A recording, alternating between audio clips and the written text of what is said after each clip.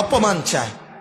যে বন্ধু তোমার, যে সঙ্গী তোমার নামাজের কথা বলে না, আখিরাতের কথা বলে না, একটা বার যে তোমাকে আল্লাহর বন্দেগীর কথা শুনায় না, কসম বন্ধু, ছেলেরা একটা ছেলে হইলেও আমার কথা মনে রাখো, একজন হলেও আমার কথা শুনো, মনে রাখো বাপ, ওইটা বন্ধু না, ওইটা বন্ধু না।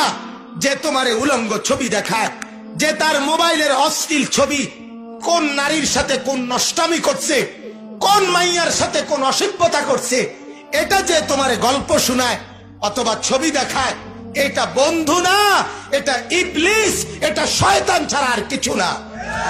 এটা জানোয়ার, এটা কুত্তা ছাড়া আর কিছু না, কুত্তা ছাড়া আর কিছু না, এটা শুয়োর ছাড়া আর কিছু না, এটা জানোয়ার ছাড়া আর কিছু না, এটা বন্ধু না। বন্ধু কিভাবে বন্ধুর এত বড় ক্ষতি করে, কথা বলেন না কেন? বন্ধু কিভাবে বন্ধুকে আগুনে ফেলে দেয়, কথা বলেন? এ কেমন বন্ধু, এ কেমন দোস্ত, এ কেমন ফ্রেন্ড, যে ফ্রেন্ড তোমাকে জাহান্নাম শিখাইতেছে, আগুনে জ্বালার জন্য তোমারে রেডি করাই দিতেছে, তোমারে তো ভাবাইয়া কোবাইয়া আখিরাত ভুলাই দিতেছে। কোরআনুল কারীমের মধ্যে আছে এক জান্নাতি জান্নাতের মধ্যে গিয়ে তার অন্যান্য জান্নাতীদেরকে বলবে, শোনো, ইন্নী কানা লি কারীন, আমার একটা পরিচিত লোক ছিল যে আমাকে প্রতিদিন দেখা হইলেই আখিরাত ভুলাইতে চাইতো। কি ভুলাইতে চাইতো? আর বলতো, আহ দোস্ত, আহ তোরে দেখা বড় মায়া হয়। কি মায়া হয়? এই যে একটা হুজুরে ভাব লইয়া আড়স, আহ সুখ বলতে, আনন্দ বলতে কিচ্ছু, রস কষ কিচ্ছু নাই তোর, কথাটা বুঝছেন না? কিচ্ছু নাই। আহারে কি সুন্দর রঙের দুনিয়ায় চলতে আছে, আর তুই মাথা নোয়াইয়া বেকুবের মতো আরো মনে হইয়া গেছ, দাড়ি গড়া রাখা লাইছ অল্প বয়সে।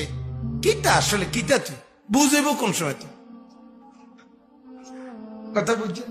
হেতের বুঝ, উনার বুঝ বাইয়া ভর্তি আছে একবারে। ওই জান্নাতি বলে, আমার ওই বন্ধু, আমার পরিচিত লোকটা, ছেলেটা অহরহ আমাকে আখিরাত ভুলাইতে চাইতো, আর বলতো, আইদা মিতনা ওয়া কুন্না তুরাবান ওয়া ইযামান আইন্না লামাদিনুন। বাহ, বলতো, আরে বন্ধু, মরে গেলে সব মিশে যাব মাটির সাথে, সেই হাড্ডি গুঁড়ো গুঁড়ো হয়ে পাউডার হয়ে কোথাকার মাটি কোথায় উড়ে যাবে, সেখান থেকে আমাদেরকে পুনরায় আবার হাসরের ময়দানে দাঁড় করাবে। এটা আসলেই কোনো যুক্তির কথা হইল? কি কও না কও, কই পাইবো মাড়ি, কই পাইবো আড্ডি, কই পাইবো আমারে, আমি কই, আড্ডি কই, মাডি কই? আসেনি কোনো হদিস থাকবুনি? আল্লাহ তাআলা তখন বলবেন, কোরআনে আছে দোস্ত, কোরআনুল কারীমের আয়াত, আল্লাহ তাআলা তখন ওই জান্নাতীকে ডাক দিয়ে বলবে, হাল আনতুম মুত্তালিউন, এই জান্নাতি, তোমার সেই নাফরমান বন্ধু যে তোমাকে আখিরাত ভুলাইতো, যে তোমারে পরকাল ভুলাই দিত, তার পরিণতি এখন কি দেখবানি? তখন জান্নাতি বলবে, দেখবো, রব্বুল আলামিন দেখবো। তো আল্লাহ তাআলা বলবেন, নজর ফিরাও ওইদিকে। তো সে নজর ফিরাইলেই দেখবে জাহান্নাম। আল্লাহর কুদরতে আল্লাহ জাহান্নামটা এখানে বসা অবস্থাতেই তার সামনে তুলে ধরবে। আর ফাত্তালা ফারাআহু ফি সাওয়াইল জাহিম, তখন ওই জান্নাতি তাকাইয়া দেখবে তার সেই বন্ধুটা জাহান্নামের মাঝ বরাবর উত্তাল আগুনের কুণ্ডলীর মধ্যে একবার উতরাইয়া উপরের দিকে ওঠে, আবার উতলাইয়া নিচের দিকে নামে।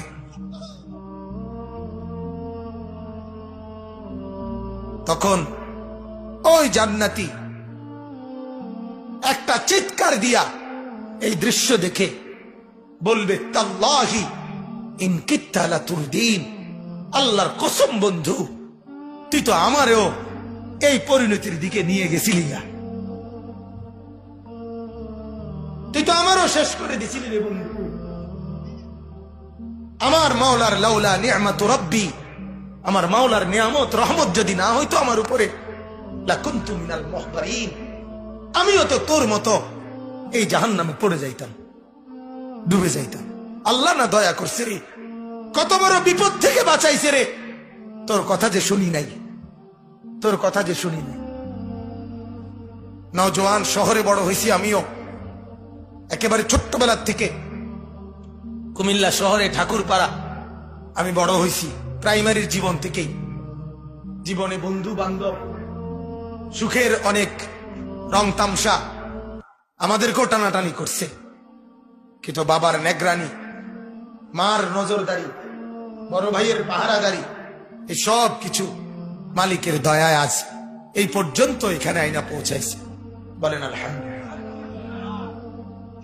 কারণ নজরদারি লাগে, মানুষ হইতে হইলে আরেক মানুষের ছোঁয়া লাগে, মানুষ হইতে হইলে আরেক মানুষের পাহারাদারি লাগে, মানুষ হইতে হইলে আরেক মানুষের সংস্পর্শ লাগে।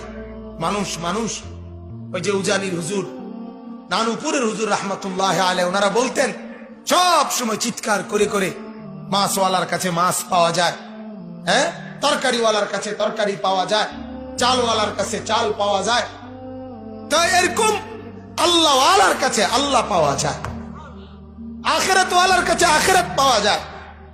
এটাই বাস্তবতা। অতএব আমার মূল বক্তব্য এটাই ছিল যে আয়াত আমি পড়ছি, এই আয়াতের মূল কথা এটা ভাইয়া, এই কথা বুঝানো।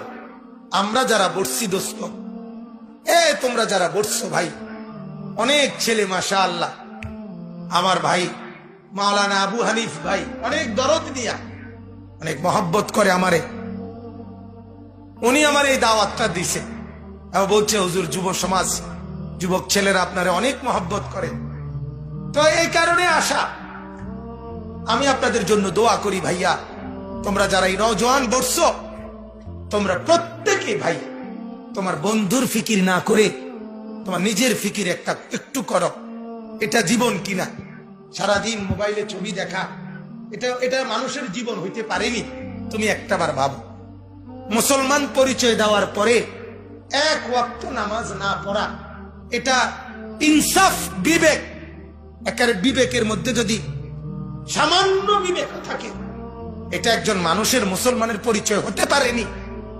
তোমার বিবেকে দোস্ত আমি হাতে, তোমার বিবেকের হাতে তুলে দিলাম, এক বছরে কোনোদিন ফজরের নামাজ পড়লা না, কোনোদিন পড়লা না, আল্লাহর ঘর মসজিদ কোনোদিন দেখলা না, অথচ কত নর্তকী কত দেখলা। যেই কোনো মেয়ে হাঁটলে, যে রুমে হোক বেড়ি, সবাই তোমারতে ভাল লাগে, কালাও দলাও, হ্যাঁ, সিদাও বেহাও, জিডা দেখো তুমি, এটাই তোমারতে ভালো লাগে। তুমি বলো না ভাইয়া এটা জীবন কিনা?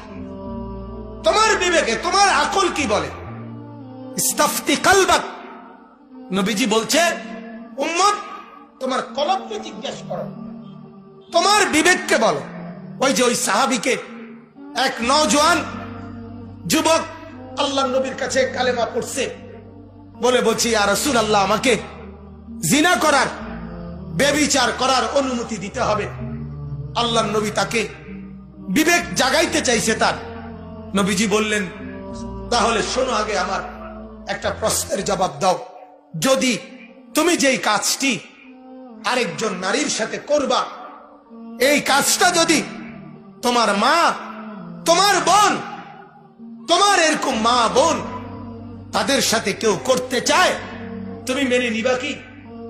ওই যুবক তার বাড়ি বাহির করে বলছে, অসম্ভব, আমি বেঁচে থাকতে আমার মার সাথে কেউ অপকর্ম করবে, আমার বোনের সাথে কেউ অপকর্ম করবে, অসম্ভব, আমি জান দিয়ে হলেও সেটা প্রতিহত করব। আল্লাহর নবী সাল্লাল্লাহু আলাইহি ওয়াসাল্লাম বললেন, তাহলে যুবক, তুমি যার বোনের সাথে, যেই নারীর সাথে অপকর্ম করবে, সেও তো কারো বোন, সেও তো কারো মা, তাহলে সে কিভাবে তোমার বেলায় এটা সহ্য করে নিবে, মেনে নিবে কিভাবে? এই কথা বলার সাথে সাথে ওই যুবক বলছি, ইয়া রাসূলুল্লাহ, আমার চোখ খুলে গেছে, আমি কসম করে বলছি এমন অপকর্ম আমি আর কোনোদিন করব না। তাহলে আমি বিবেক জাগাইতে চাই, আমিও বিবেক জাগাইতে চাই। তুমি বলো না ভাইয়া এটা কি জীবন কিনা?